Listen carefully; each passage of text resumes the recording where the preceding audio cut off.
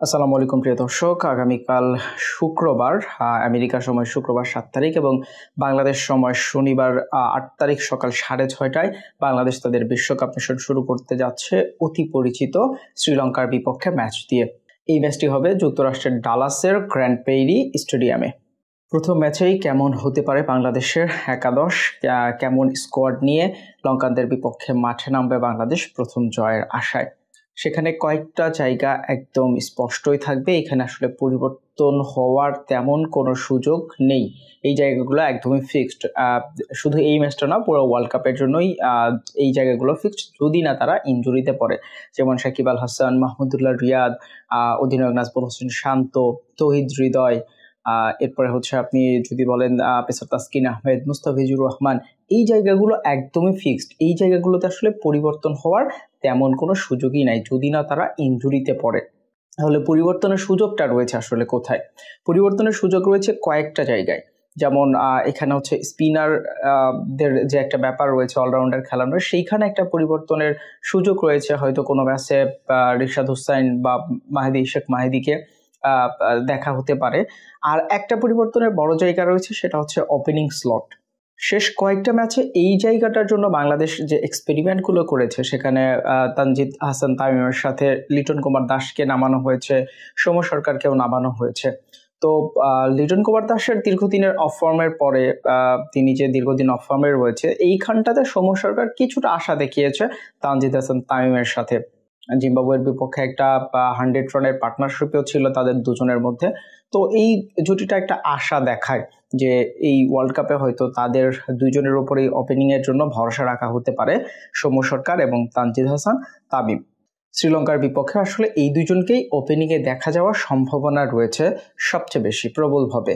এখন ওপেনিং এ যদি তানজিদ হাসান তামিম এবং সৌম্য সরকার নামেন, সেখানে ওয়ান ডাউনে নাজমুল হোসেন শান্ত রয়েছে, এরপরে তৌহিদ হৃদয় রয়েছে, সাকিব আল হাসান রয়েছে, তারপরে তো মাহমুদুল্লাহ রিয়াদ রয়েছে।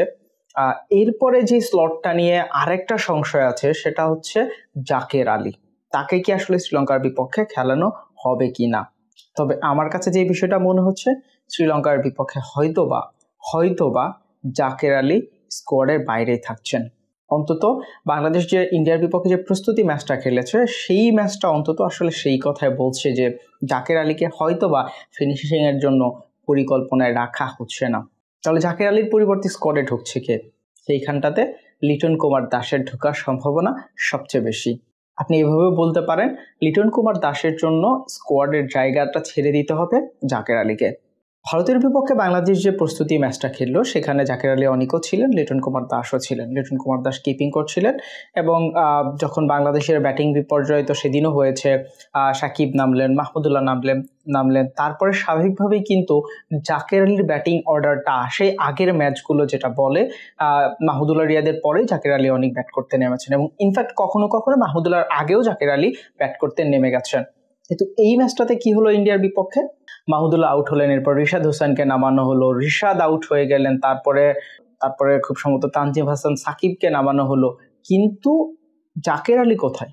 জাকের আলীকে আসলে নামানো হয়নি। তো এই ম্যাচটা থেকে আসলে এটা একটা পরিকল্পনা হতেই পারে, যেহেতু এটা একটা প্রস্তুতি ম্যাচ ছিল, তো সেইখান থেকে কিন্তু এটা হতেই পারে যে আসলে জাকের আলীকে খুব বেশি পরিকল্পনায় রাখা হচ্ছে না শ্রীলঙ্কার ম্যাচের বিপক্ষে। এর পেছনে কারণটা হচ্ছে জাকের আলীর কিপিং দুর্বলতা। বাংলাদেশ যে স্কোয়াড নিয়ে বিশ্বকাপ খেলতে গেছে, সেখানে স্পেশালিস্ট উইকেট কিপার বলতে শুধুমাত্র লিটন কুমার দাসই আছে। এছাড়া স্পেশালিস্ট উইকেট কিপার আসলে তেমন কেউ নাই। আপনি জাকের আলীর কথা বলেন, জাকের আলী আসলে ঘরোয়াতে বেশ ভালো, কিন্তু ওয়ার্ল্ড কাপে বা হচ্ছে ওয়ার্ল্ড স্টেজে গিয়ে জাকের আলীর কিপিংটা আসলে আপ টু দ্য মার্ক না। ঠিক এই কিপিংটা আপ টু দ্য মার্ক না হওয়ার কারণেই জাকের আলী অনেককে লিটন কুমার দাসের কাছে জায়গাটা ছেড়ে দিতে হবে এবং সেখানে অফর্মে থাকার পরেও লিটন কুমার দাসকেই বাংলাদেশের স্কোয়াডে রাখতে হবে এবং সেটা যদি টিম ম্যানেজমেন্ট না চায় তারপরেও রাখতে হবে, অন্তত উইকেট কিপিং এর জন্য। কিন্তু এই বিলাসিতাটা কি আমাদের আছে, আমাদের মতো টিমের, যেখানে টপ অর্ডার ব্যাটাররা কলাপস করে যাচ্ছে, একদিন মিডল অর্ডার ব্যাটাররা কলাপস করে যাচ্ছে, সেখানে শুধুমাত্র উইকেট কিপিং কোটায় একজন ব্যাটারকে খেলানোর সক্ষমতাটা কি আমাদের আছে? সেই প্রশ্ন অন্য বিষয়। তবে চলুন স্কোয়াডের ব্যাপারটা আসলে দেখি। সেক্ষেত্রে জাকের আলী অনেক ড্রপ আউট হতে পারে এবং সেখানে লিটন কুমার দাস ইন হয়ে যেতে পারে।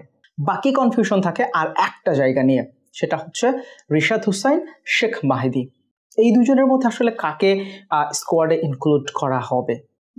শেষ যে ম্যাচটা খেলেছে শ্রীলঙ্কার বিপক্ষে, যে সিরিজটা খেলেছে বাংলাদেশ, সেখানে কিন্তু রিশাদ হোসেন এবং শেখ মাহিদি দুইজনই কিন্তু টানা কন্টিনিউ করে গেছে, 3টা ম্যাচই তারা খেলেছে। কিন্তু সেই সময়টাতে যেটা ছিল যে সাকিব আল হাসান বাংলাদেশ দলে ছিলেন না, তিনি দলের বাইরে ছিলেন। সুতরাং তিনি আশায় যে কোনো একজনকে আসলে জায়গাটা ছেড়ে দিতেই হবে, কারণ বাংলাদেশ এখন 3 পেসার খেলানোর যে একটা প্রবণতা তৈরি হয়েছে, সেটা থেকে মনে হয় না আসলে বের হয়ে আসবে। 3 পেসার নিয়ে বাংলাদেশ শ্রীলঙ্কার বিপক্ষেও মাঠে নামবে। তাহলে শেখ মাহিদি নাকি রিশাদ হোসেন, কাকে জায়গাটা আসলে ছাড়তে হচ্ছে? তো আমার কাছে যেটা মনে হচ্ছে যে হয়তো শেখ মাহিদিকেই জায়গাটা ছাড়তে হচ্ছে, কারণ রিশাদ হোসেনকে দলে নেওয়ার পেছনে বোলিং এর পাশাপাশি আরো একটা বড় যেই কারণটা রয়েছে, সেটা হচ্ছে তার ব্যাটিং অ্যাবিলিটি। সেটা শেখ মাহিদির চেয়ে নিশ্চিতভাবেই পাওয়ার হিটিং অ্যাবিলিটিটা রিশাদ হোসেনের বেশ ভালো রয়েছে। শ্রীলঙ্কার বিপক্ষে তিনি ওয়ানডেতে দেখিয়েছেনও। ঠিক অনেকটা আমরা হারতে বসা ম্যাচটা রিশাদ হুসাইন দারুণ ব্যাটিং করে জিতিয়েছে বাংলাদেশকে। সো সেই জিনিসটা রিশাদ হুসাইনকে এগিয়ে রাখবে। পাশাপাশি নেটে তিনি গতকালকে যে বল করেছেন, সেটাও একটা আশার বিষয় রিশাদ হুসাইনের জন্য। বেশ দুর্দান্ত বল করেছেন তিনি, এবং সৌম্য সরকার, লিটন দাস, বাংলাদেশের ব্যাটাররা ছিলেন, তাদেরকে ভুগিয়েছেন বেশ ভালোভাবে। সুতরাং আমার কাছে যে বিষয়টা মনে হচ্ছে যে শেখ মাহিদি হয়তোবা স্কোর থেকে ড্রপ আউট হচ্ছেন আর রিশাদ হুসাইনকে জায়গা করে দিতে। এখানে শেখ মাহিদিকে বাদ দেওয়ার আরেকটা কারণ আছে, তিনি একজন অফ স্পিনার। তিনি অফ স্পিনার জন্য যে তাকে বাদ দিচ্ছে, বিষয়টা এমন না। চলো একটু এটা বুঝিয়ে বলা যাক। রিসেন্ট পাস্টে আমরা যেটা দেখেছি যে কোনো অধিনায়কে আসলে ভরসা করে মাহমুদুল্লাহ রিয়াদের হাতে বলটা তুলে দেওয়ার মতো তুলে দেননি। তো যার কারণে যেটা হয়েছে যে শুধুমাত্র একজন ব্যাটার হিসেবে মাহমুদুল্লাহ রিয়াদ ম্যাচগুলো খেলে গেছেন। কিন্তু শান্ত অধিনায়ক আসার পর থেকে যেটা দেখতে পাচ্ছি আমরা, সেটা হচ্ছে যে জিম্বাবুয়ের বিপক্ষেও দেখেছি, তারপরে হচ্ছে কি বলে আপনার যুক্তরাষ্ট্রের বিপক্ষেও দেখা গেছে, ইনফ্যাক্ট ভারতের বিপক্ষেও দেখা গেছে যে অধিনায়ক নাজমুল হোসেন শান্ত ভরসা করেই মাহমুদুল্লাহ রিয়াদের হাতে বল তুলে দিয়েছেন। ইনফ্যাক্ট যুক্তরাষ্ট্রের বিপক্ষে একদম ডেথ ওভারে, লাস্ট ওভারে গিয়েও কিন্তু হচ্ছে মাহমুদুল্লাহ রিয়াদকে বল করতে দেখা গেছে। সুতরাং মাহমুদুল্লাহ রিয়াদের উপর একটা ভালো ভরসা নাজমুল হোসেন শান্ত দেখাচ্ছেন। এবং মাহমুদুল্লাহ রিয়াদ শুধু একজন অফ স্পিনার, সেক্ষেত্রে শেখ মাহিদির রিপ্লেস হিসেবে বা শেখ মাহিদি যে বলটা করতেন, সেটা পার্ট টাইমার হিসেবে হয়তো মাহমুদুল্লাহ রিয়াদ করে দিতে পারবেন বা মাহমুদুল্লাহ রিয়াদ করে দিবেন, সেই পরিকল্পনাই টিম ম্যানেজমেন্টের রয়েছে।